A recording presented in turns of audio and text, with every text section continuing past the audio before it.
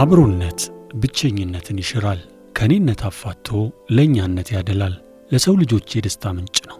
ተጋግዘው ይበረቱበታል፣ ተደጋግፈውም ይጸኑበታል።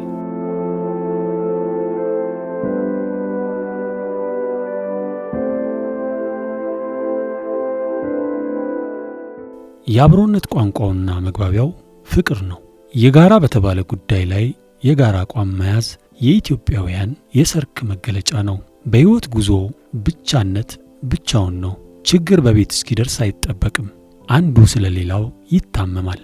አብሮ ሲኮንም በደስታም በሐዘንም ነው። ይህ ነባር የኢትዮጵያውያን መለያ ነው።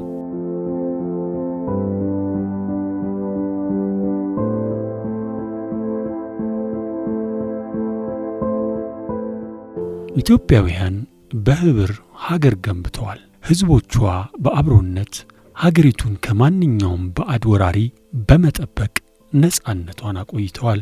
ኢትዮጵያ በአንድነቷ ታፍራና ተከብራ እንድትቆይ እናት አባቶቻችን መስዋዕትነት ሲከፍሉ አብሮነት ለሀገር ህልውና ያለውን ዋጋ ከግምት በማስገባት ነው።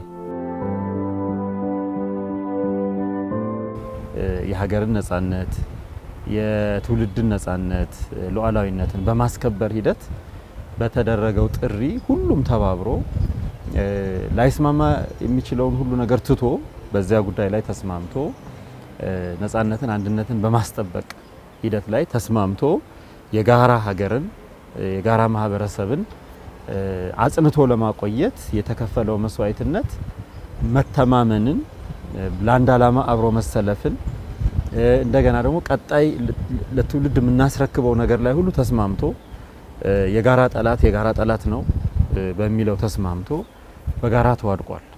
ይሄ በጣም እንግዲህ ቅርብ ከምንላቸው እንግዲህ